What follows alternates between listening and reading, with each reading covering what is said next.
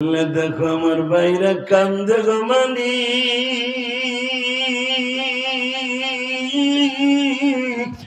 আজকের মাহফিলের সভাপতি কাঁদে, সভাপতি সন্তান আইব আলী মেম্বার কাঁদে, কারণ সভাপতি সাহেবের দাদিও মা নাই, আইব আলী মেম্বার সাহেবের মাও নাই। আহারে যার মা নাই গো মা, তুমি খবরে কেমন আছো মা জানি না।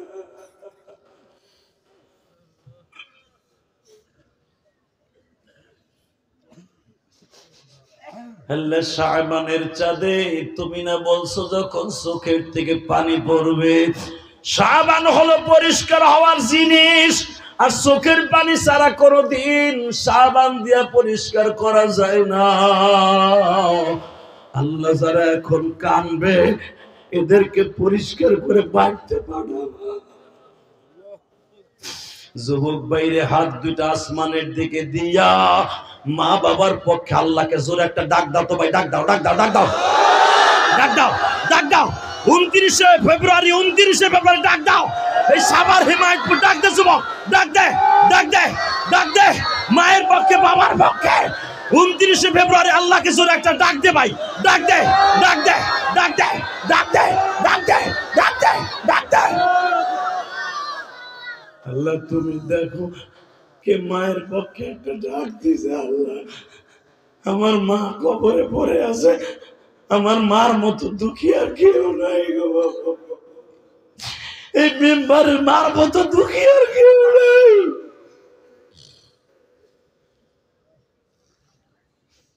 আল্লাহ রমজান মাসে তো কত মায়েরই তুমি মাফ করে দিবা। তুমি না কইছো রমজানের প্রথম রাত্র থেকে 70,000 মানুষকে জাহান্নাম থেকে প্রতিদিন আমি মাফ করবো। ও আল্লাহ ওই 70,000-এর ভিতরে আমার মার নামটা লিখে দিও,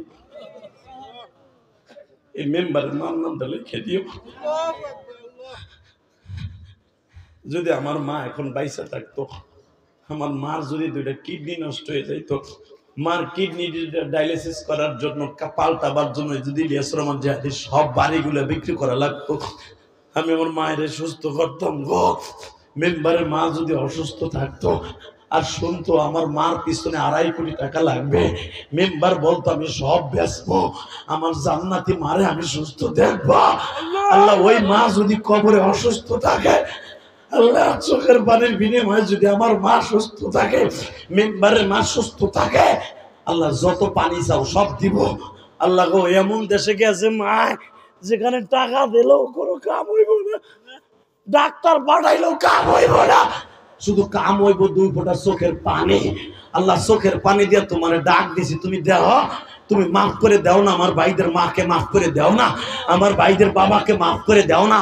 এ যুবক 29শে ফেব্রুয়ারি এবার একটা ডাক দিবি গলা ফাটাইয়া, চোখটা বন্ধ থাকবে আর চোখের পানি থাকবে, গলা ফাটাইয়া আল্লাহকে জোরে একটা ডাক দে, দে ডাক দে, আর একটা ডাক দে, ডাক দে, ডাক দে যুবক, ডাক দে, ডাক দে ভাই জোরে ডাক দে, মার পক্ষে ডাক দে, বাবার পক্ষে ডাক দে।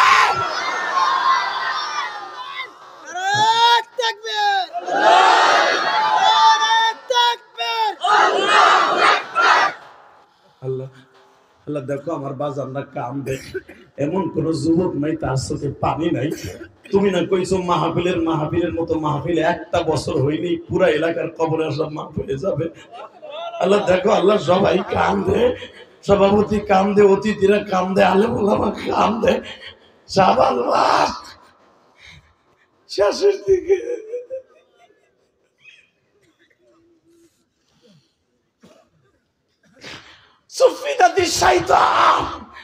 তুমি না কইছ রমজানের 1 তারিখ আমি শয়তানকে বাইন্ধে রাখবো, জান্নাতের দরজা খুলে দিব, জাহান্নামের দরজা বন্ধ করে দিব। আল্লাহ যারা কানবে, কার মা নাই কার বাবা নাই, তুমি কিন্তু সকলের বাবা মায়ের কবর আযাব বন্ধ করে দিয়া চিরতরে জাহান্নামের দরজা বন্ধ করে দিবা, জাহান্নামের দরজা বন্ধ করে দিবা। যদি এতে তোমার যা কিছু দরকার আমি করব, এই ব্যাপারে বাইরা করবে।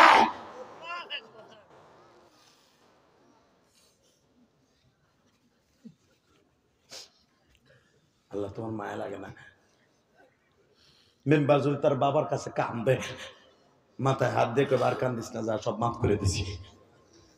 আল্লাহ তোমার বান্দাগুলা কান্দে, তোমার মায়া লাগে না? তুমি না কইছো আমি তো তোর বাবার সাথে দরুদি, তোর মার সাথে দরুদি। 10 বছর যদি বাবার সাথে কথা না কস, যদি একবার অন্ধকারে বাপ পেয়ে ডাক দাস ঘরের সামনে যাইয়া, সব দুঃখ মুছে যাইব। মেম্বারের ছোট্ট ভাইটা আমার কাছে একটা আকুল আবেদন রাখলেন, হুজুর এই বছরে মাহফিল একটু দূরে দূরে ছিলাম, যখন বাইজে নিস্তালে যে ডাক দিছে তুই অবস্থা কেমন, হুজুর সব দুঃখ ভুলে গেছি। কারণ ওই যে ভাইয়ের টান যে, আর কেয়ামতের মাঠে সর্বপ্রথম কিয়ামতের মাঠে মা বাবার আগে ভাই ভাইয়ের কাছে আল্লাহ পাঠাবে। ইয়াউমা ইয়াফিরুল মারউ মিন আখি, সর্বপ্রথম ভাইয়ের কথা কোরআনে আল্লাহ বলছে। ভাই ভাইয়ের কাছে প্রথম যাইয়া বলবে ভাই আমার একটা নেকি দে। ভাই এমন একটা জিনিস, ছোট ভাই নিস্তালে যখন ডাক দিয়েছে তুই নামস না, দৌড়ে এ বয়ে রইছে। হ্যাঁ, যদি এতটুকু ভ্রাতৃত্বের কারণে সব দুঃখ ভুলে যাইতে পারে, তুমি তো ভাইয়ের চাইতে দরদি, মার চাইতে দরদি, বাবার চাইতে দরদি, তুমি কি পারো না মাফ করে দিতে? তুমি মাফ করে দাও, মাফ করে দাও, তুমি মাফ করো। তুমি না কোরআনে কইছো কুলিয়া ইবাদিয়াল্লাযিনা আসরাফু আলা আনফুসিহিম লা তাকনাতু মির রাহমাতিল্লাহ, যত গুনাহ করবি, যত হাজার টন গুনাহ করবি, আমার দরজা থেকে সরিস না, আমার ডাক দিবি, তোর বাবার আগে আমি তোর ডাকে সাড়া দিব, তোর মার আগে তোর ডাকে সাড়া দিব। আল্লাহ যারা তোমার ডাক দিয়েছে এদের জীবনের গুনাহ মাফ করে দাও। ভাই এখন কানবি, সারাদিন কাজ করে এসো, গার্মেন্টে কাজ করে এসো, রিক্সা চালাই আইছো, তোর চোখের পানির যে কত দাম তুই জানোস না রে ভাই। সবচেয়ে গরিবের চোখের পানির দাম আমার আল্লাহর কাছে সবচেয়ে বেশি। তুই দাঁড়াইয়া বইয়া যে যেমনি আসলে হেমনি কাঁদবি। ও মা, মা আমি ইলিয়াস রহমান জাহাদি প্রতিদিন মাল লেগে কান্দি। গতকালকে যে পাবনা ওয়াজ করছি, সভাপতি জানো কি করছে? পাগলের মতো দৌড়ে সুইটা আইছে আমার জড়াই ধরে কয়ে যে আমার তো বাপ নাই, আমি কারে ধরবো? আমি বাপ হারাইছি আমার যখন 8 বছর বয়স তখন। আজকে আমি প্রিন্সিপাল ছিলাম 36 বছর একটা কলেজের, আমি কোটি কোটি টাকার মালিক, 4টা ইটের বাটার মালিক। আমি কার কাছে বাপ যাবো? যদি মা বাবার কাছে মাপ পাচ্ছি এক তলে বলো রোজা কবুল হইব না, নামাজ কবুল হইব না, আমি কার কাছে বাপ যাবো? আমি বললাম এখানে বইয়া কাম দেন, আপনার আল্লাহর মাফ করে দিবে। যখন এই কথা বলছি সভাপতি এইভাবে হাত উঠে মনে হইতে ছোট বাচ্চার মতো চিল্লাইতেছে খালি, আল্লাহ রে, ও আল্লাহ তুমি আমার মাফ না করলে আমি কার কাছে যাব? আমার বাপ রে এখন কইয়া দাও না, সে যেন আমার মাফ করে দেয়। পাগল হয়ে গেছে আমার বাপের কাছে, কারণ আমি তো জানবো না যে আমার বাপ এমন জায়গায়, আমার ঘরের পিছে আমার বাবার কবর। আমেরিকায় সেকেন্ডে খবর লওয়া যায়, লন্ডনে সেকেন্ডে খবর লওয়া যায়, কিন্তু আমার ঘরের পাশে আমার আব্বা হয়ে রয়েছে। আমি কোনোদিনও খবর লইতে পারলাম না আমার মা আমার আব্বা কেমন আছে। তুমি জানো, তুমি আমার আব্বার কয়ে দাও, সে যেন আমার মাফ করে দেয়। এটা আমার ক্রেডিট না, এটা আমার মায়ের দোয়া, আমি ইলিয়াস রহমান জিহাদির মায়ের দোয়া। এই জন্য মানুষ আমার ওয়াজে পাগল হয়ে যায়।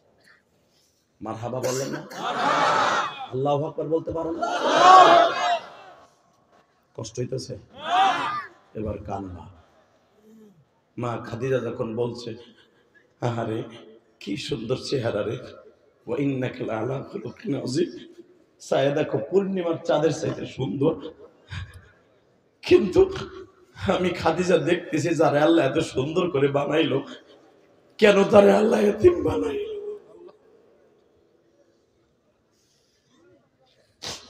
এতিম যারা দুঃখে মনটা ভরা, এই এতিম যারা দুঃখে অন্তর ভরা, এই জমিনে আল্লাহ যখনই আমার নবীর কোলে নিয়ে মা খাদিজা কাঁদবে, আমি একটা টান দিয়ে নবীর বুকের মধ্যে নিয়ে কয়, খবরদার আমার মোহাম্মদকে কোলে নিয়ে কেউ বলবে না তার বাবা নাই। কারণ আমার মোহাম্মদ আমার গর্ভে থাকা অবস্থায় আসহাবে ফিলদেরকে ধ্বংস করে দিয়েছে আমার আল্লাহ। আমার মোহাম্মদ গর্ভে থাকা অবস্থায় দুনিয়ার সাধারণ মানুষের মতো সব অনুধাবন করতে পারে। জোরে জোরে জোরে জোরে জোরে জোরে। আমার মোহাম্মদ 60 বছরের মানুষের মতো আমার গর্ভে থেকে সবকিছু দেখছে। আমার মোহাম্মদকে কোলে নিয়ে যারা কানবেন, আমার নাম মোহাম্মদ তখন কানবে, কারণ সে বুঝবে যে আমার বাপ নাই। কেউ আমার মোহাম্মদকে কোলে নিয়ে কাঁদবে না, জোরে কান মারহাবা। এবার আমার দিকে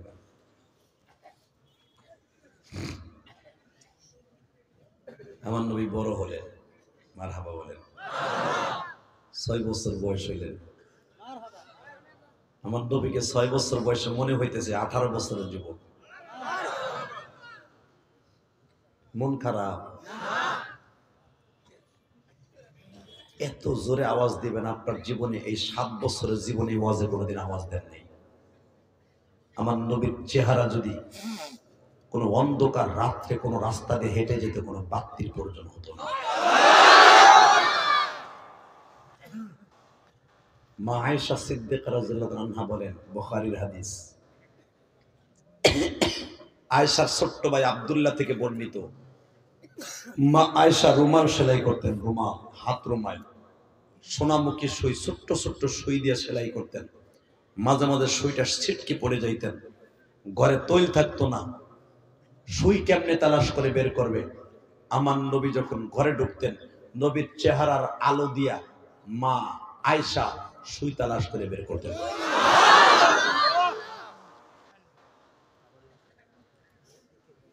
যার শরীরে এত আলো, তাকানে দিকে, ওই মানুষটার বাবা নাই। আজকে মানুষটার বয়স 6 বছর 3 মাস 10 দিন। হঠাৎ করে আমার নবী তার মায়েরে কয়, মা, ও মা, এটা কথা জিগাই, মা কি তুমি বলবা তো সত্য কথা? বাবা, আমি আজও বলবো তোমার কাছে একটা মিথ্যা কথা বলি নাই। মা, আল কিযবু ইউহলিক, মিথ্যা মানুষকে ধ্বংস করে দেয়, যেরকম কাষ্ঠ আগুনে ধ্বংস করে দেয়, চলা আগুনে ছাই দিয়ে দেয়, ছাই করে ফেলে পোড়াইয়া, মিথ্যা মানুষকে ধ্বংস করে দেয়। না বাবা, আমি তোমার কাছে কোনোদিন মিথ্যা বলি নাই। বলো কি বলবা?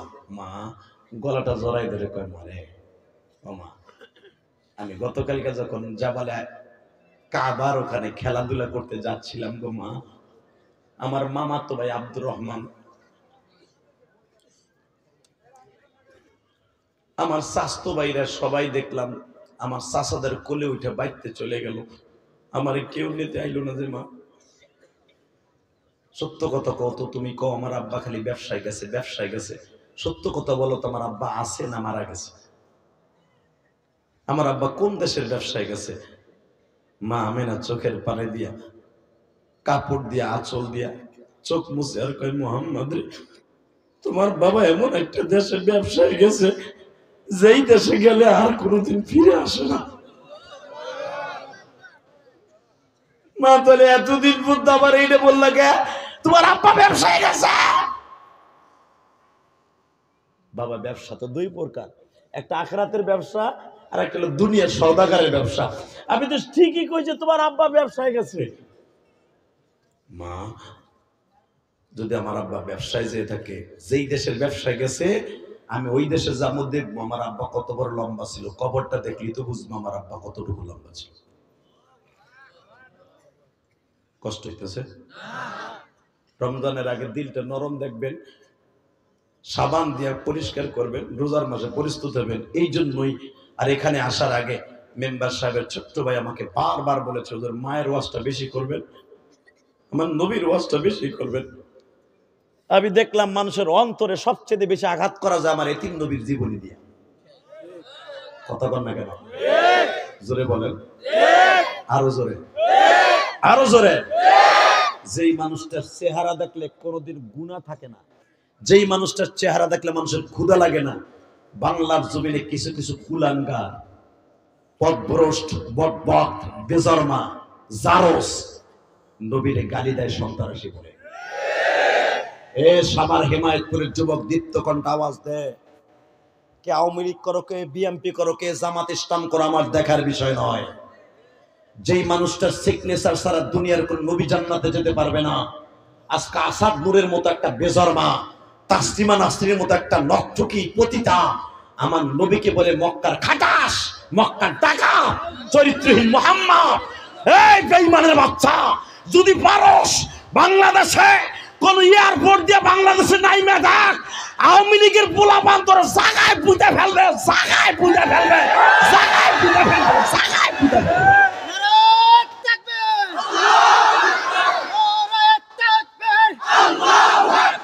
বিশ্বনবীর দুশমনেরা হুঁশিয়ার সাবধান, হুঁশিয়ার সাবধান, বিশ্বনবীর দুশমনেরা নারায়ে তাকবীর।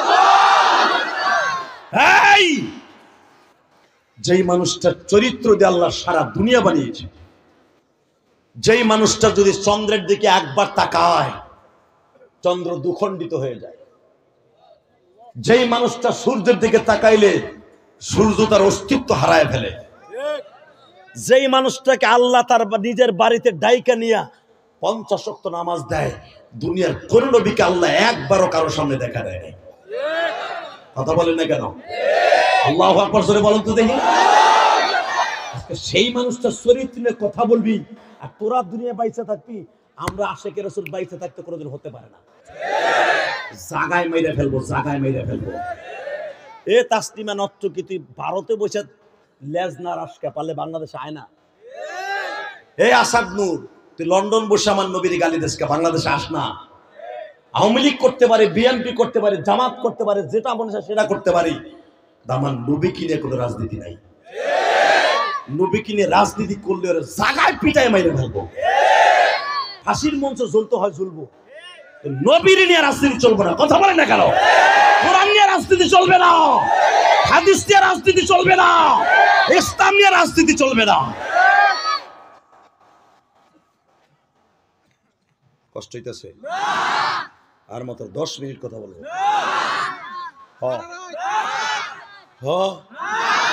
সারা রাত বয়ে থাকবা? কয়টা পর্যন্ত চলবো? সারা রাত? সারা রাত?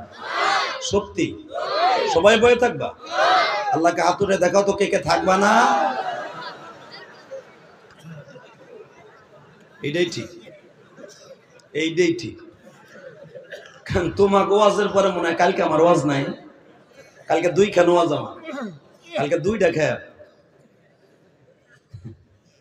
অতএব এই যে কলাতিয়া আছে না, কলাতিয়া এটা করবো প্রথম, এরপরে কালীগঞ্জ, সদরঘাট কালীগঞ্জ। আমি 2টা ওয়াজ সাধারণত করি না, কারণ 2টা ওয়াজ করলে দুটোটা ওয়াজের হক নষ্ট হয়। সারা জীবনে একটা ওয়াজ করি, কিন্তু কালকে ওইভাবে শিডিউল তারা নিছে, যতটুকু সময় চলবে এশকে নবী নিয়ে শুনবো, রমজানের জন্য প্রস্তুতি নিব, ওয়াজ কম শুনবো, আমল বেশি করবো ইনশাল্লাহ বলেন। কিন্তু শর্ত একটা, এখনো পর্যন্ত সামনে দিয়ে অনেক যুবক হাঁটাচলা করে, যেটা উঠতে যাবে এইবার অবস্থা খারাপ করে যাবে না, অন্তত আর আধা ঘন্টা বসে থাকতে হবে ইনশাল্লাহ বলেন। আল্লাহু আকবার জোরে বলেন। আজকে ভাবছিলাম কম ওয়াজ করবো, একটু বেশি করি না, আজকে মেম্বারের খাতিরে একটু বেশি করি, কি বলেন? আছেন তো ঠিক মতো? বলেন তো মারহাবা। আল্লাহু আকবার জোরে বলেন তো, জোরে জোরে জোরে জোরে জোরে জোরে জোরে জোরে জোরে আল্লাহু আকবার জোরে বলবেন। হার্টের রোগে জীবনে ভুগবেন না, আমি গ্যারান্টি দিয়ে গেলাম, হার্টের রোগ জীবন আপনার থাকবে না। এই আল্লাহু আকবার এমন একটা ভিটামিন এই বডির জন্য, আপনি জানেন? এই জন্য এই নাম। এবার তুই খারাপই না, একাই মিডিয়া লিয়েছে, তুই একবারও খারাপই না, বয় বেটা মকা।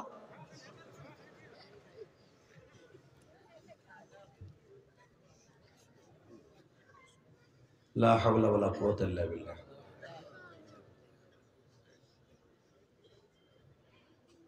এই আল্লাহু আকবার ধ্বনিটা আমার মাওলার কাছে এত দামি, এত দামি, এত দামি, এটা নামাজের জন্য ফরজ হয়ে গেছে। ইমাম সাহেব কি বলে দাঁড়ায়? জোরে জোরে জোরে জোরে কি বলে দাঁড়ায়? রুকুতে কি বলে যায়? সিজদায় কি বলে যায়? বুঝেই নেই শব্দটা আল্লাহর কাছে কত প্রিয়। আজকে সবচেয়ে বেশি কষ্ট লাগে কি জানেন? যেখানে আল্লাহু আকবারের ধ্বনি হয়েছে শত শত বছর, ভারতের বাবরি মসজিদ, আজকে দুঃখে কলজা ফেটে যায়। এই মসজিদটা যদি আমরা, এই মন্দির ভাঙে যদি বাংলাদেশে মসজিদ করতাম, আমেরিকান ওই সাদা চামড়ার কুত্তাগুলা কইতো ইসলাম সন্ত্রাসী। এটা যদি আমাদের মাননীয় প্রধানমন্ত্রীর দেশে হইতো, একটা মন্দির ভাইয়া মসজিদ আমরা করতাম, সারা দুনিয়ার বেঈমানের সাদা চামড়ার কুত্তাগুলো সব এক হয়ে যেত। আজকে অন্তত 700 থেকে 800 বছর জুমার নামাজ হইছে, আজান হইছে, আসসালাতু খায়রুম মিনান নাম হইছে বাবরি মসজিদ। সেই বাদশা বাবরের আমল থেকে বাবরি মসজিদ আজকে বাংলো দুঃখ ছিল না, রাম মন্দির করে উলুলি দেয়। এখন নতুন করে পাইতারা চলতেছে, দিল্লি শাহী মসজিদ তারা ভেঙে ফেলবে, ওখানে বলে মন্দির আছে।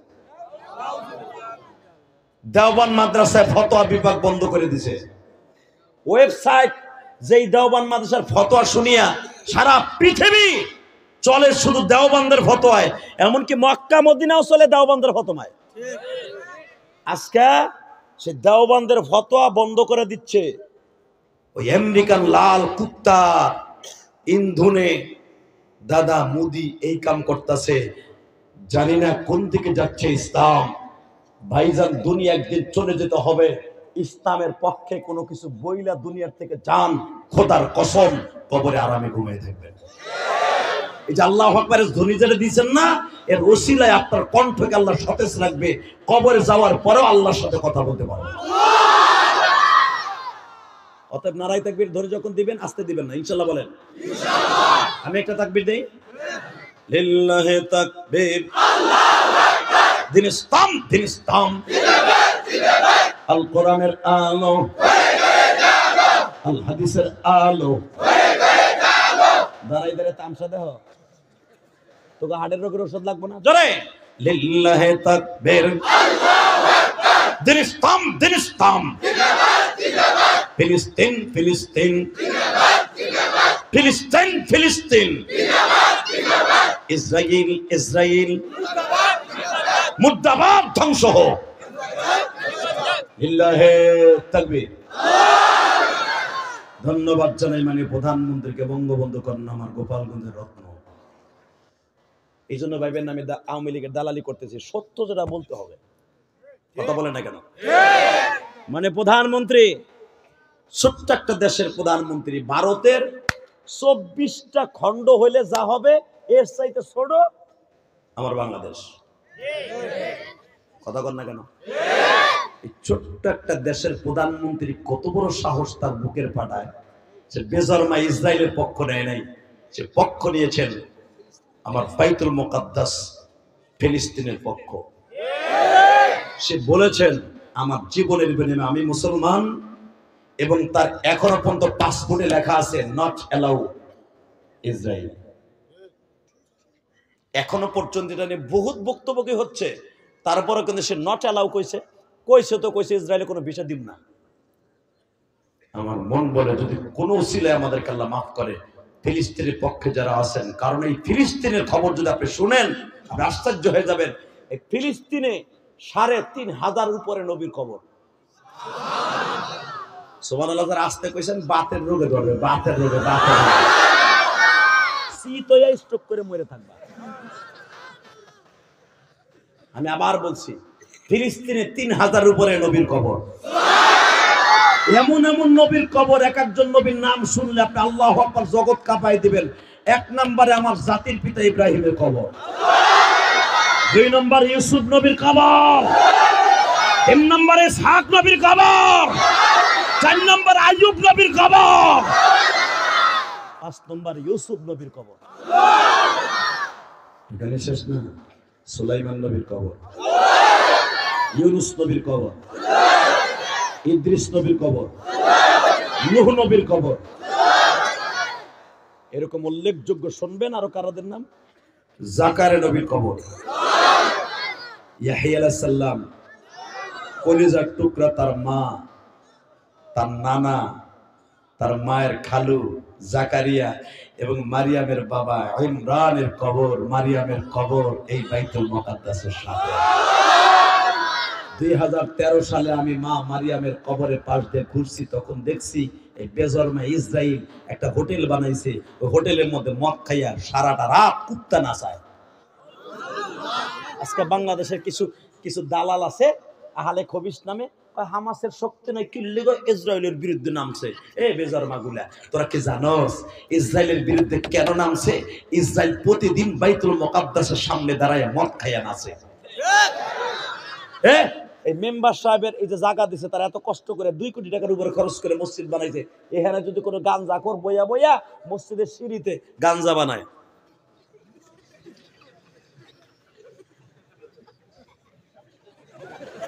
দয়াল খাজা দিস না সাদা টানে। মেম্বারের ছোট ভাই কবে আমি মরিয়ার বাসি ওরা 2 টুকরা বানা আগে, ঠিক যাবে ঠিক। সাধারণ একটা মসজিদের সামনে গাঞ্জা খাইলে, মদ খাইলে, কেউ মাতলামি করলে বাইরে লুলা মানে হালাবা। আর যেই মসজিদটার কথা আমার আল্লাহ কোরআন এইভাবে বলছে, সুবহানাল্লাযী আসরা বি'আবদিহি লাইলাম মিনাল মাসজিদিল হারাম ইলাল মাসজিদিল আকসাল্লাযী বারাকনা হাওলাহু লিনুরিয়াহু মিন আয়াতিনা ইন্নাহু হুয়াস সামিউল বাসীর। সাতার কি মাইক আছে? এ বড়া কি সাতার মাইক তোর? গলাটা আজকে খাইলাম। এ আওয়াজ দে মগা। এ মাগনা আছে নি আয়ুব ভাই। আর টাকা দিয়ে নাকি তোর বাইরে কি দেখো লাইনটা করে লাগাস।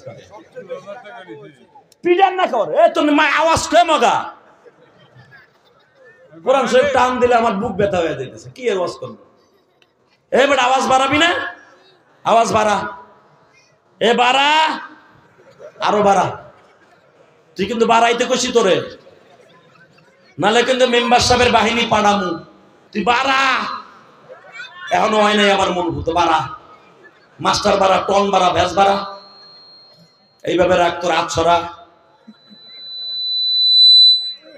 মারহাবা বলেন। তুই খালি এবার কমা তোর রাস। কষ্ট হইতেছে।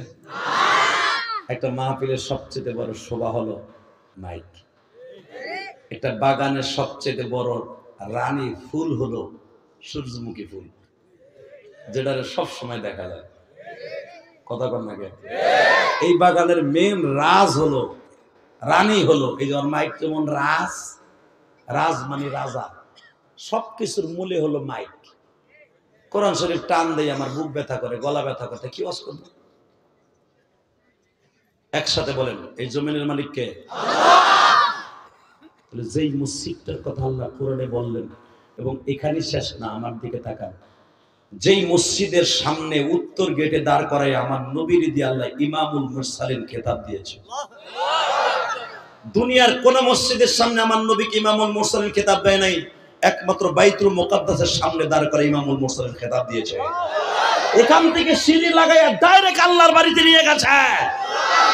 এই মসজিদটার পক্ষে যদি কোনো প্রধানমন্ত্রী না থাকে, টুডু টুমুর অপেক্ষা করার ধ্বংস হয়ে যাবে। কথা কন না কেন? আমেরিকা ইসরায়েলের পক্ষে, আমাগো চাচা দাদা মুদি আমেরিকার পক্ষে, ইসরায়েলের পক্ষে, সারা দুনিয়া ইসরায়েলের পক্ষে, আমার প্রধানমন্ত্রী ফিলিস্তিনের পক্ষে। শুকর আদায় করে আলহামদুলিল্লাহ বলে। যদি কখনো প্রধানমন্ত্রী ভিসা দেয়, দেখবে এবার আমি একটু টেস্ট করি, যদি ভিসা দেয় ফিলিস্তিন যেতে হবে বাইতুল মুকাদ্দাস রক্ষা করার জন্য। মসজিদ মনে রাখবেন দোনোটার সমান, কারণ দোনোটা মসজিদের কথা বলছে আল্লাহ। একটা হলো কাবা শরীফ। যদি শোনেন ইসরায়েলি বাহিনী কাবা ঘরে আক্রমণ করার লেগে আসতেছে, আপনি কি করবেন? দরকার হয় নদী সাঁতরাইয়া যান, ভিসা দিক বানা দিক জীবনের বিনিময়ে যাব। ঠিক বাইতুল্লাহ যেরকম রক্ষা করা ফরজ, বাইতুল মুকাদ্দাস ওইভাবে রক্ষা করা ফরজ। কষ্ট হইতেছে? ওগা ইনশাআল্লাহ বলেন। মা, ও মা, মা বলো বাবা, আমার আব্বা যদি বিদেশে যায় থাকে, ওই বিদেশের ওইখানে যাবো, আমার আব্বার কবরটা মাপ না, আমার আব্বা কতটুকু লম্বা। বাবা তুমি জানো এই মক্কা নগরী, তখন মক্কার নাম কিন্তু মক্কা নাম, মক্কার নাম কিন্তু বাক্কা। কি নাম? আলেম ওলামা কর্নলের মেম্বার কইবে বানাই কইতাছে। মক্কার নাম কি? এই শহরটার নাম যে বাক্কা ছিল, তা একর কাবার গেলাবে স্বর্ণের সুতা দিয়ে লেখা আছে কোরআনের আয়াত। আমি তেলাওয়াত করি, আপনি আল্লাহু আকবার বলেন। কেমন? রুকনে আমিনের উপরে এখনো পর্যন্ত এই আয়াতটা লেখা, যে এই শহরটার নাম বাক্কা ছিল। শোনেন কোরআনে কি বলে? ইন্না আউওয়ালা বাইতিন উযিয়া লিন-নাস লাল্লাযী বিবাক্কাতা মুবারাকান ওয়া হুদাল লিল-আলামিন।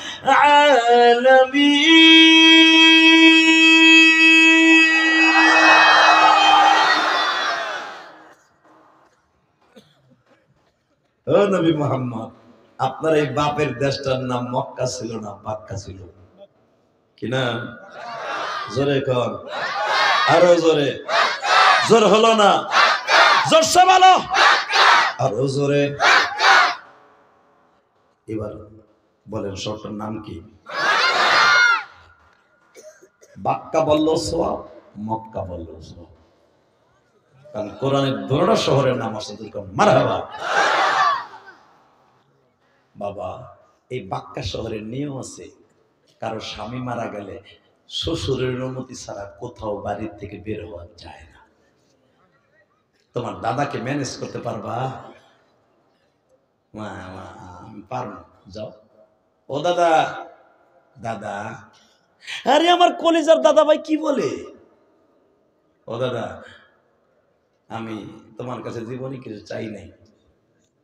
কি চাইবে? এই দাদার কলিজাটা চাও? দাদার কলিজাটা তোমার জন্য কেটে দেব। আরো জোরে কম। তুমি যদি বলো মক্কার ভিতরে সবচেয়ে উচ্চঙ্গের ভালোবাসা চাও, আমি দেব। মক্কার ভিতরে সবচেয়ে দামি খাবার আমি তোমার কিনে দেব, সবচাইতে দামি ড্রেস তোমাকে কিনে দেব। দাদা এগুলো আমি কিচ্ছু চাই না, শুধু আমি একটা জিনিস চাই, কি আমি একটু আমার বাবার কবরটা দেখতে যাব। দাদার মুখটা এতটুকু হয়ে গেছে। বাবা, আমি যখন এই তাফসীরটা পড়ি সূরা দোহার আলোকে, বিশ্বাস করেন তাফসীরে মারুফুল কোরআনের মধ্যে মুফতি শফি রহমাতুল্লাহ লেখেন, আমি এই তাফসীরটা দেখতে যে নিজের চেক দিয়ে রাখতে পারি না, তার কারণ আমি আমার দাদার জীবনে দেখি নাই। আমার দাদা কেমন আমি জানি না। আমার জন্মের 5 বছর আগে আমার দাদা দাদি মারা গেছে। বাজানরে, আমার নবী যখন বললেন দাদা যান, আমি আমার বাবার কবর দেখতে যাব, আমার নবীর দাদা তার বাপ পোতাটারে এত ভালোবাসতেন। এই যে মেম্বার সাহেবের বাবা এখনো বেঁচে আছে, দেখবেন সন্তানগুলার বাসায় যায়, ছোট্ট ছোট্ট ছেলে মেয়েরা দৌড়ে আসে, দাদা কেমন আছো? একটা নাতিরে কোলে নেয়, আর একটারে কান্দে নেয়, আর একটারে ঘাড়ে নেয়। নাতিগুলারে কোলের মধ্যে নিয়ে আফসোস মিটায় আর বলে, আমি দোয়া করি তোমরাও একদিন আমার মতো দাদা হইবা। আবার বিশ্বনবীর দাদা বলে ফেললেন, দাদা ভাই, আমি তোমার 1 ঘন্টার জন্য আমার চোখের আড়াল করতে দিতে মন চায় না, কিন্তু তুমি আমার আগের থেকে স্বীকার করার নিছ, দাদা তুমি আমারে দিবা। আমিও বলে ফেলেছি দিব। যাও গো দাদা যাও, কিন্তু 3 দিনের উপরে কিন্তু এইখানে থাকা যাবে না। আমি তোমারে ছাড়া 1টা ঘন্টা বাঁচতে পারবো না।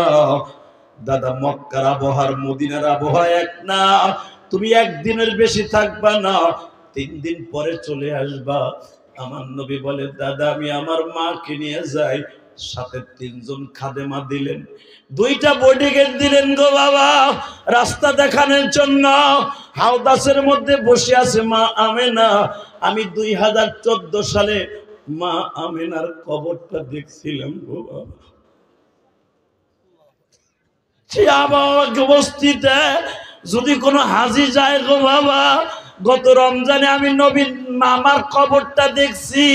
ও বাবা, বীরে শেফা থেকে 32 কিলোমিটার গেলেই হলো নবীর মামার কবর। আল্লাহু আকবার, ধরে ভালো।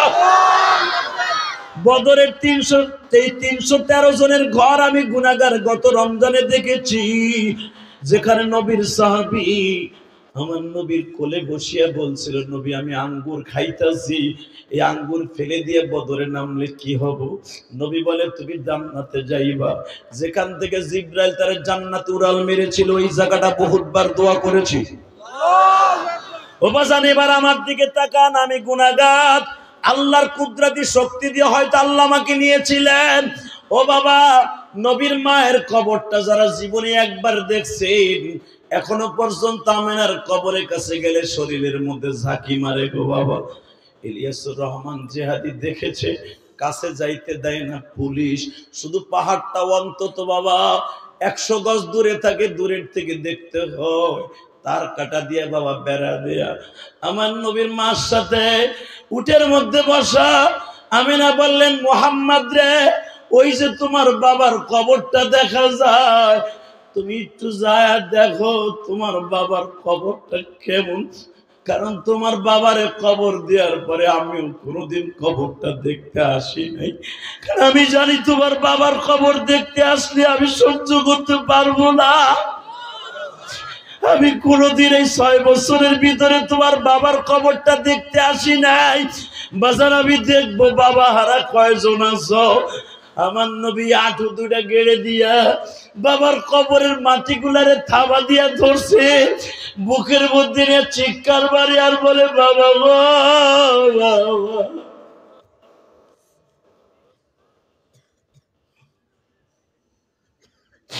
বাবা, বাবা গো বাবা,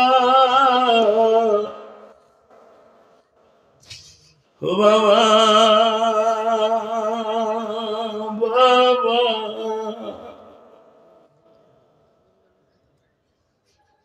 মক্কার কত ছেলে বাপ বলে ডাকে, আমি ডাকতে পারি না। আর মাত্র রমজানের 2 সপ্তাহ বাকি আছে বাবা, চোখের পানি ফেলায় আমার মাওলারে দেখায়া দাও না। হুজুর আমিও তো মা হারাইছি,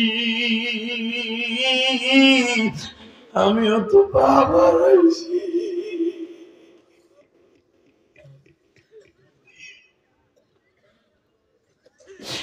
আমিরও বাবার নবী যদি ছোট বাচ্চার মতো বাবার কবরের সাথে বুক লাগাইয়া মাটিগুলার এইভাবে কবরের পরে হাতায় আর বলে, বাবা গো বাবা, তুমি একবার কবর থেকে উঠো, আমার কোলে লও।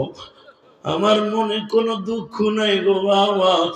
আমার দাদা আমার চাচারা অনেক আদর করে, শুধু একটাই দুঃখ, তোমার কোলে জীবনে উঠতে পারলাম না। আল্লাহ, তোমার নবীর কথা শুনে যারা কাঁদে, আমি জানি না কার নবীর মতো বাবা নাই গো বাবা। এদের বাবার কবরটা জান্নাতের বাগান বানায় দিবা। এ কলিজার ভাই আমার, এবার চিল্লাবার কানবা। বাজান নবী যখন বারবার বাবা বলে ডাকে, হে যুবক, আমি না পিছনের থেকে দৌড় দিয়ে যাই, নবীর বুকের মধ্যে নিয়ে দেখে নবীর বুকের মধ্যে গোশতের পানির ডেক্সির মতো বাবা যায়।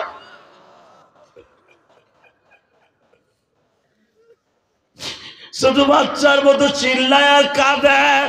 আমি না একটা টান দিয়া নবীরে বুকের মধ্যে নিয়ে 2 গালে চুমা দিয়া বলে, বাবা গো, আমি আজ থেকে তোমার বাবা, আজ থেকে তোমার মা, তুমি আর কোনোদিন বাপ বলে ডাকবা না। বাজান রে, নবী আমার বারবার মাকে বলে, মা তুমি না বলছিলে আমারে যাইয়ে দেখ তোর আব্বারে ডাক দে, দেখ তোর বাবা কথা শুনিনি। আমার আব্বা তো কবর থেকে উঠলো না, মা উঠলো না। আমি আবার নবীর লইয়া বাসায় গেলেন। যুবক এখন চিল্লাবি আর কানবি।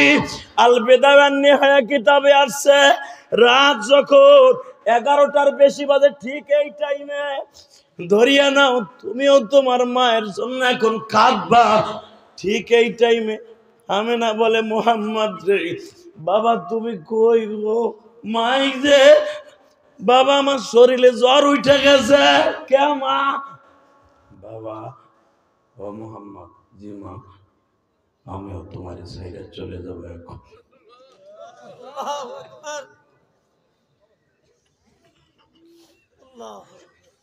পৃথিবীর এমন কোন লেখক নাই গো বাবা, আমার নবীর মায়ের মৃত্যু লিখতে যাই নিজে ঠিক থাকতে পারছে। আল্লামা আজিজুল হক বুখারী সারা লিখতে যাই লেখে,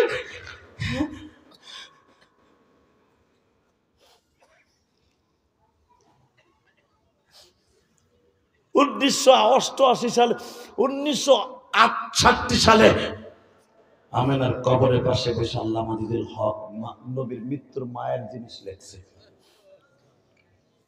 দেখবা আল্লামা আজিজুল হক বুখারীতে লেখছে, আমি আজিজুল হক নিজের চেক দিয়ে রাখতে পারি নাই, তোমরা রাখতে পারবা কিনা জানি না। দেখো আমার আলেম ভাইরা কান্দে, কেন আমরা যারা মাদ্রাসায় পড়ছি আমরা মা হিসাবে জানি। মেম্বারের বুকটা ভাইরা দেখো, মেম্বারের ছোট ভাইটার বুকটা ভাইরা দেখো, কত যুবক তার বন্ধু বান্ধব এখনো মা কইয়া ডাকে, তারা একটা ভাই মা কইয়া ডাকতে পারে না।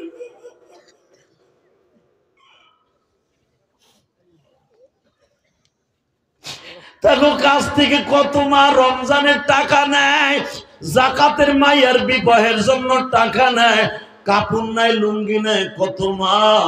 তখন এরা ভাইরা কাপড় দেয় আর মনে মনে ভাবে আমার মাও বাইসা থাকলেও তো আমার মার এইভাবে কাপড় দিতাম। আমি ইলিয়াসুর রহমান জিহাদি বাবা রমজানে যখন কোন আমার এলাকায় গোপালগঞ্জ যাইয়া লুঙ্গি কাপড় শাড়ি দেই, আমার চাষিরা আমার মামিরা যখন আমার কাছ থেকে লুঙ্গি নিতে আসে, কাপড় নিতে আসে, তখন আমারে বলে ইলিয়াস দে তুমি তোমার মার মতো হইছ, তোমার মার ঘরে কেউ আসলে খালি হাতে ফিরে যাইতো না, তোমার এই কাপড়টা পরবো আর তোমার মায়ের জন্য দোয়া করবো।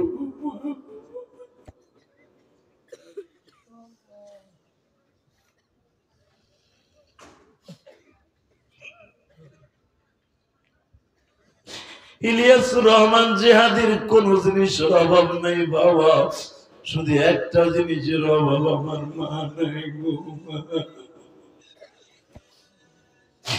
হে কলিজার টুকরা বাইরে রমজানের জন্য রেডি হইবে, এখন চিল্লাবার খানবা।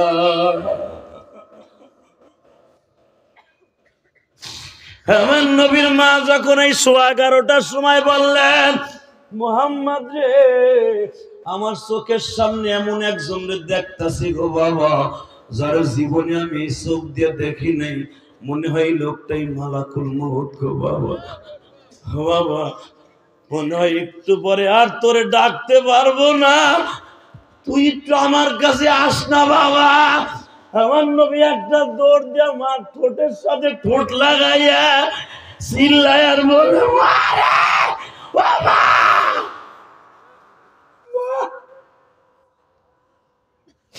আমি কিসের বাবার কবর দেখতে আসলাম বাবা, আমি এখন তোমারে হারাবো, মেনে নিতে পারছি না গো মা। বাজান এবার তুমিও চিল্লাবার কানবার, কার মা নাই। নবীর ঠোঁটের সাথে মার ঠোঁটটা লাগানো, মার ঠোঁটে চুমা দেয় আর বলে মা রে মা, আমি কারে নিয়ে থাকবো গো মা, আমি কারে নিয়ে থাকবো।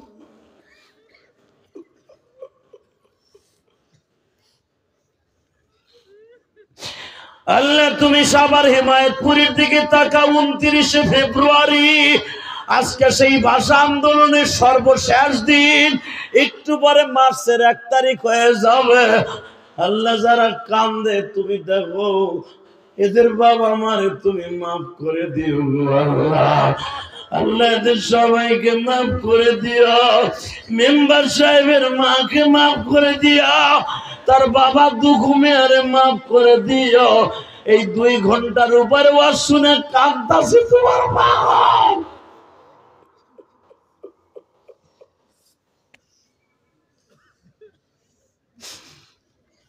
বাজান এখন কান্দা, একটু পরে আমার নবী মায়ের ঠোঁটের থেকে একবার পার কাছে যায়, পাওটা ডলা দেয়, দেখে ঠান্ডা হয়ে গেছে।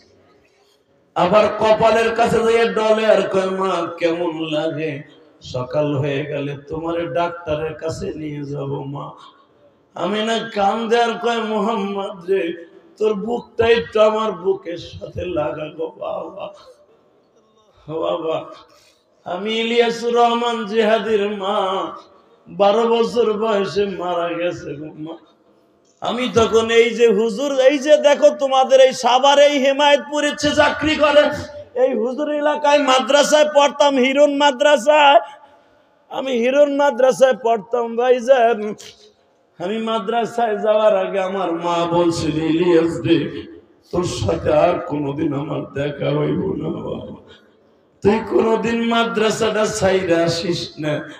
আমার মা মৃত্যুর 1 ঘন্টা আগে আমার বাবার পাও ধরছে। আমি তোমার 3 দিন আগে বলছিলাম আমি দুনিয়ায় থাকবো না, আমার ইলিয়াসরে এক নজর দেখাও। তুমি আমার ইলিয়াসরে দেখাইলে না। ভাইরে, আমার মা যদি কোনো কষ্ট নিয়ে মৃত্যুবরণ করে থাকে, সেই কষ্টটা হলো আমার কষ্ট ভাই। কেন আমি আমার মার সাথে দেখা দেই নাই গো ভাই।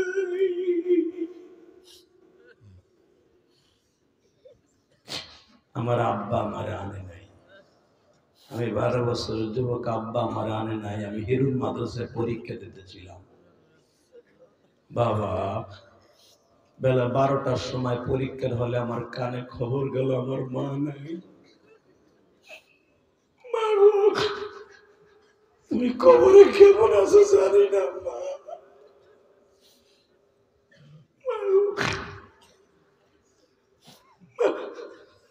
তোমার ইলিয়াসের মনের দুঃখ কেউ দেখলো না মা।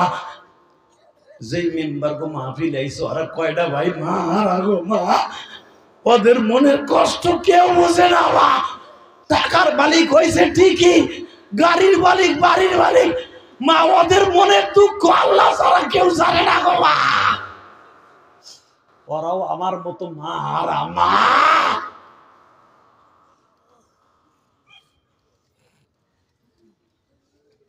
আল্লাহ আমার মেম্বার ভাইদের মারে মাফ করে দাও, তাদের ভাইগুলারে মাফ করে দাও, তাদের ছেলে মেয়েদেরকে কবুল করে দাও। আমি কেমনে বুঝাইলে বুঝবা যুবক? যাদের মা নাই ওদের দুঃখ কেউ বুঝবো না, যাদের বাবা নাই ওদের দুঃখ কেউ বুঝবো না। যারা মা হারা বাপ হারা তাদের কোনোদিন কষ্ট দিও না, কারণ এদের কষ্ট আল্লাহ ছাড়া কেউ জানে না।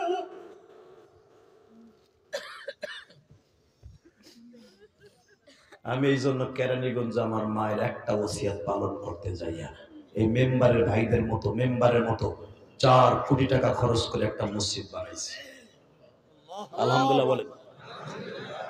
ওই যে হাদি সাহেব গেছিল, জিজ্ঞেস করেন, দেখার মতো একটা মসজিদ করছে। আলহামদুলিল্লাহ বলেন।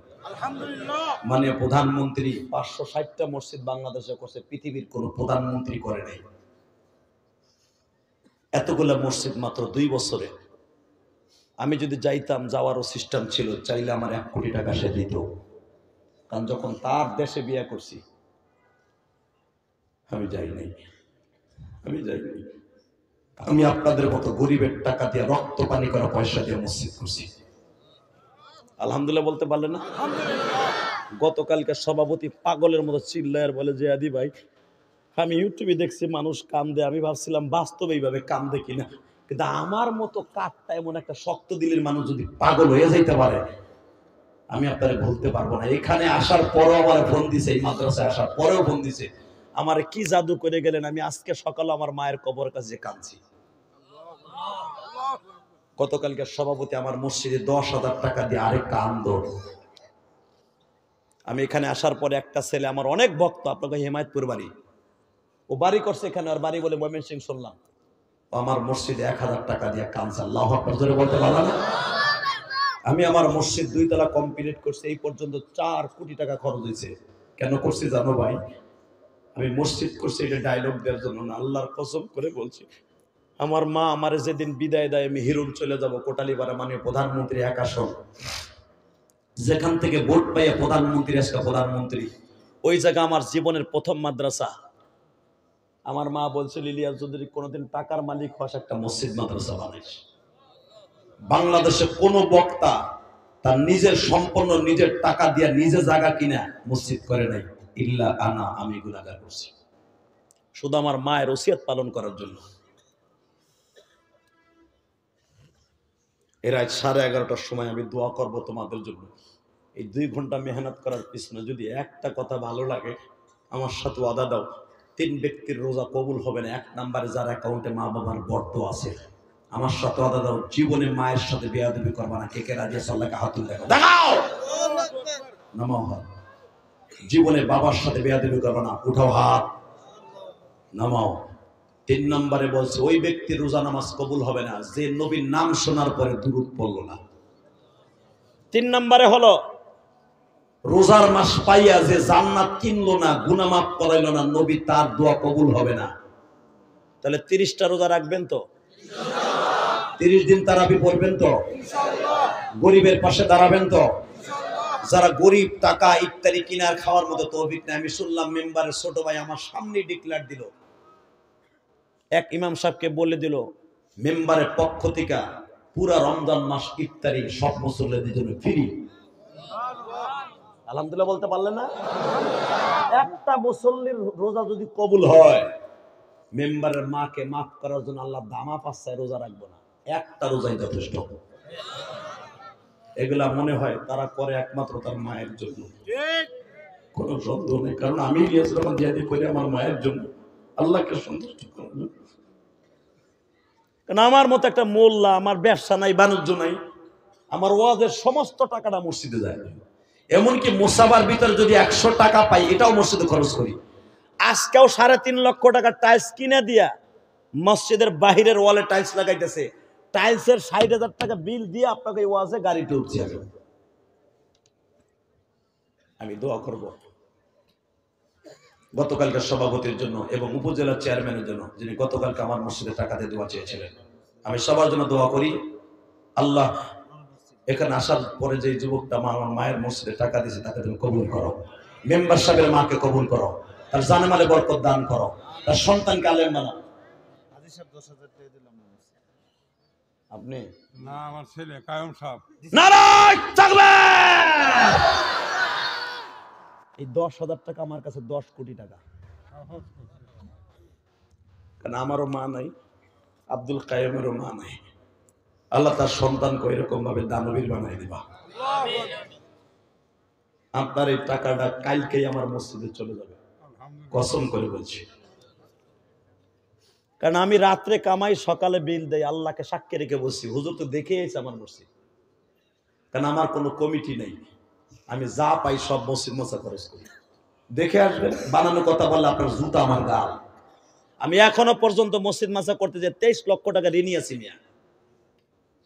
মেম্বাররা তো যে 4টে ভাই, আল্লাহ 4জন না 3জন, ভাই 4 ভাই মনে করবেন তারা 4টা শিল্পপতি, তারা এই মসজিদ মাসে চালানো করে ব্যাপার না। কিন্তু আমি গুনাহগার, আমি একা, আমারে তো সাপোর্ট দেওয়ার মতো আপনাকে মতো কেউ নেই। যে আরেকটা ভাই পাইলাম আব্দুল কাইয়ুম, মারহাবা বলেন। শুধু আমার সাথে ওয়াদা দেন, মুনাজাত করার আগে কেউ যাবেন না। কে কে রাজি আছেন? আল্লাহকে হাত তুলে দেখান। লিল্লাহি তাকবীর, লিল্লাহি তাকবীর। যুবক, একটা যুবক মাদ্রাসার সামনে দিয়ে যাইস না, দোয়াটা লয়ে যা যদি রোজা কবুল করাইতে চাস। নামান হাত। শুধু আমার সাথে একটা ওয়াদা দিবেন, যতদিন বাঁচবো ঈমান আমলের সাথে থাকবো। এই যে মাদ্রাসাটা যে করছে, মেম্বাররা কয় ভাই মিলা জায়গা দিয়া, টাকা দিয়া, বিল্ডিং দিয়া, শ্রম দিয়া, হুজুরকে বেতন দিয়া। আমি শুনলাম আব্দুল কাইয়ুম ভাই ইমাম, মুয়াজ্জিন খাদেমের বেতন দেয়। এরা যখন চলে যাবে, হতে পারে তার ছেলে মেয়ে নাও দিতে পারে, কথা কন না কেন? হয়তো ভাইরা বেঁচে আছে, চালাইতেছে এই মসজিদ, কিন্তু তারা নিজেকে ব্যক্তিগত হিসেবে কয় না, আপনাদের জন্য করে দিয়ে গেছে। এটার জন্য আপনারা তাকাইয়া খেদমত করার দরকার আছে না নাই? এ আর কি সেন্ডে মিয়া, এতটুকু একটা মাদ্রাসার ভিতরে 25 জন কোরআনের হাফেজ। একটা দাওরা হাদিস মাদ্রাসা, তুমি 25 জন হাফেজ ভাইরা না বসবে। সুবহানাল্লাহ বিহামদি। আমি তো পাগড়ি পেঁচাইতে পেঁচাইতে হাত ব্যথা হয়ে গেছে, আমার গণ নিঃশ্বাস উঠে গেছে পাগড়ি পেঁচাইতে। 25 জন মানুষের পাগড়ি পেঁচাই দেখছেন না, কত কষ্ট। চলা কোবানের চাইতে বেশি কষ্ট। যদি কোন কি ওই জায়গায় একটা ঘুরলি দিয়ে দিয়েছেন, বহুত কষ্ট পাগড়ি বান্দা। 25 জন মানুষের পাগড়ি পেঁচাইতে যে আমার বুকে ব্যথা হয়ে গেছে। ওই যে হুজুরের স্বনামধন্য শ্বশুর, অনেক বড় মাহের আলেম, মুহাক্কিক আলেম এবং বজর্গ, জবরদস্ত বজর্গ হুজুরও তো দেখলাম অসুস্থ হয়ে গেছে পাগড়ি পেঁচাইতে পেঁচাইতে। 25টা ছাত্রের গায়ে কি মনে করলেন মাথায় পাগড়ি পেঁচানো? সব আপনাদের এই এতিমখানার ফসল। এই একটা ছেলে যদি কোরআনে হাফেজ হয়ে জান্নাতে যায়, এই আব্দুল কাইয়ুমের মার জান্নাতে যেতে হবে। আলহামদুলিল্লাহ বলতে পারলেন না? এই আইয়ুব আলী মেম্বারের মার জান্নাতে যেতে হবে, যেতে হবে, যেতে হবে, যেতে হবে, যেতে হবে। আমার মসজিদের একটা ইটা যদি কবুল হয়, আমার মাকে জান্নাত দিতে হবে। আপনি যে মসজিদ মাসে দান করেন, সেটা 1 বস্তা সিমেন্ট হোক, আপনার মাকে আল্লাহ জান্নাত দিতে হবে। অতএব এই মসজিদ মাসার প্রতি খেয়াল রাখার দরকার আছে না নাই? মেম্বার সাহেবের ডাকে সাড়া দেওয়ার দরকার আছে না নাই? এই মসজিদটার সম্পূর্ণ কাজগুলো আপনারা করবেন ইনশাআল্লাহ। মাদ্রাসার কাজও আপনারা করবেন। টাকা দেওয়া লাগবে না, খালি টাকার সাথে থাকবেন আর ওখানে দাঁড়ায় দাঁড়িয়ে দোয়া করবেন। যার লাগুক আরো হায়াত বাড়ায় দাও। আর এই মসজিদ মাসে তাকে জীবদ্দশায় 5 তলা 6 তলা করে যেন তারা কবরে যায়। তার বাবার হায়াত আল্লাহ আরো বাড়ায় দিক, যেন মসজিদ মাসে আরো সুন্দর হয় ইনশাআল্লাহ। কে দোয়া করবেন না? করবেন তো ইনশাআল্লাহ। তাহলে আমার সাথে ওয়াদা দেন 30টা রোজা রাখবেন, 30 দিন তারাবি পড়বেন, জনগণের খেদমত করবেন, গরিবের পাশে দাঁড়াবেন, 5 ওয়াক্ত নামাজ পড়বেন ইনশাআল্লাহ। মনে থাকবে। আর এই মাদ্রাসায় যারা মসজিদে তারাবি পড়বেন, কিচ্ছু লাগবে না, আপনারা বিনে পয়সায় ইফতারি করবেন। আর ইফতারি রাগ দিয়া মেম্বার সাহেবের জন্য, তার বাবার জন্য, তার মার জন্য দোয়া করবেন। আল্লাহ কবুল করে আমিন। অত মেম্বার সাহেব 1 মিনিট কথা বলবে, তার বাবা কথা বলবে, অথবা হুজুর বলবে, এরপরে মোনাজাত হয়ে যাবে। আজকে জুমার রাত, আমি পুরা রমজান মাস মক্কা মদিনায় থাকবো ইনশাআল্লাহ। আপনাদের কথা আমার মনে থাকবে ইনশাআল্লাহ। বলেন আরো জোরে বলেন। আপনি শুনলে খুশি হবেন। হুজুর কই? আপনি যে পরশুদিন টাকাটা দিচ্ছেন না, আপনার এই টাকা দিয়ে আমি 1000 টাকা জমা দিছি। আলহামদুলিল্লাহ। উমরার টাকা জমা দিছি আপনার এই টাকা নেই। হজ করেছে ঘরে বাইরে দুনো। আল্লাহ আল্লাহ আল্লাহ। কায়েম হজ করেছে, কায়েম ভাই হজ করছে, আইয়ুব আলী ভাই হজ করছে। আল্লাহ আমাকে 17 বার নিয়েছে মক্কা মদিনায়। এবার গেলে 18 বার হবে। আল্লাহ, আমি দোয়া করি পরিবারের জন্য, আল্লাহ এদের সবার ছেলে সন্তান সবাইকে হজ করার তৌফিক দান করো, উমরা করার তৌফিক দান করো। এবং মেম্বারের টাকায় দেখেন কি বরকত। এর টাকাটা দিছে পরশুদিন, আমি আজকে আয়া ওই টাকাটাই ওইভাবে আজকে জমা দিয়ে দিছি উমরার জন্য। তখন ভাবছি যাইয়া মেম্বারে বলবো, মনে অবশ্যই খুশি হইব যে আমার টাকাটা রসুলের মক্কা দেশে যাওয়ার জন্য চলে গেছে। ওয়াজের টাকা তো প্রতিদিনই দেওয়ান লাগে আমাদের, না দিলে আমরা মসজিদ মাসা করবো কি দিয়া? কথা বলেন না কেন? আমার আল্লাহ দেশে বিদায় তো কোটি কোটি টাকা খরচ করে দান করছি। আমি কাউকে বলি নাই যে মেম্বারের বাইরে বলছি আমার 10,000 টাকা দেন। এই 10,000 টাকা আমার কাছে 10 কোটি টাকা। গতকালকে হাজার হাজার টাকা যুবকরা মোসাবাই দিয়েছে। কারণ আমি কোনো ধনীর টাকা দিয়ে মসজিদ করি নাই, আমি গরিবের টাকা দিয়া, এই মেম্বারের ভাইয়ের মতো গরিব, আমার মতো গরিব, আপনার মতো রিক্সা চালকের 100 টাকা দিয়া আমি নিয়ে মসজিদ করছি। আর কাজ করব 5 তলা পর্যন্ত করবো ইনশাল্লাহ। বলেন এখনো পর্যন্ত আমার মসজিদে 19 কোটি টাকা লাগবে। দোয়া করেন যেন আমি 5 তলা করে কবরে যেতে পারি, মসজিদটা করে। আর কিছু চাই না। সবাই ভালো থাকবেন, সুস্থ থাকবেন। হুজুর কথা বলার মোনাজাত হবে। ওয়াদা দিয়েছেন মোনাজাতের আগে উঠলে কিন্তু এমন বরদোয়া দিমু। কারণ সব মাহফিলে কালেকশন আছে, এই মাহফিলে কোনো কালেকশন নাই। আপনার 2টা দিতে হইব না যে তুমি লেস খাড়া করে উঠে যাবে। কথা কও না কেন? অনেকে আছে কালেকশনের বাও শুধু হলনি হইছে, ওরে বাবা এমনি তোর মারে লুঙ্গি উঁচু করে মনে হয় মুসলমানি দিছে। এটা তো তা নাই যে তোমার